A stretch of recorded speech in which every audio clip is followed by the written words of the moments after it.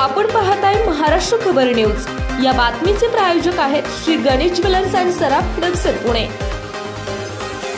चक्क पोलीस चौकी समोरच तरुणावर चाकू आणि कोयत्याने प्राणघातक हल्ला करण्यात आला आहे। बीडच्या अंबेजोगाईमध्ये या घटनेने खळबळ माजली आहे। बीडच्या अंबेजोगाईमध्ये स्वामी रामानंद तीर्थ वैद्यकीय महाविद्यालय आणि रुग्णालय परिसरात मध्यरात्री ही घटना घडली। या हल्ल्यामध्ये जखमी झालेल्या तरुणाची प्रकृती चिंताजनक आहे। जमीर उर्फ मुन्ना शेख असं जखमी तरुणाचं नाव आहे। त्याच्यावर स्वामी रामानंद तीर्थ रुग्णालयामध्ये उपचार सुरू आहेत। बीड जिल्ह्यातील वाढती गुन्हेगारी चिंताजनक बनू लागली आहे। गुन्हेगारांना पोलिसांचा धाक नाही का असा प्रश्न उपस्थित होत आहे। आता तर पोलीस चौकीसमोरच एका तरुणावर हल्ला करण्यात आला आहे। बुधवारी रात्री 9:30 वाजण्याच्या सुमारास श्रीहरी दौलत मुंडे हा जमीरला दारू पिण्यासाठी आग्रह करत होता। त्यावेळी जमीरने त्याला नकार देऊन शिवीगाळ केली।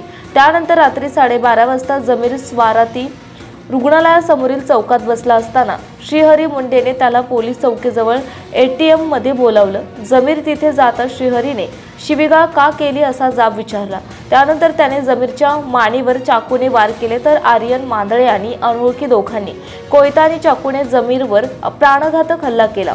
या प्रकरणी श्रीहरी मुंडे, आर्यन मांदळे आणि अनोळखी दोघांवर अंबेजोगाई शहर पोलीस ठाण्यात गुन्हा नोंदवण्यात आला आहे। गंभीर जखमी झालेल्या जमीरवर स्वारती रुग्णालयामध्ये उपचार सुरू असून त्याची प्रकृती चिंताजनक आहे।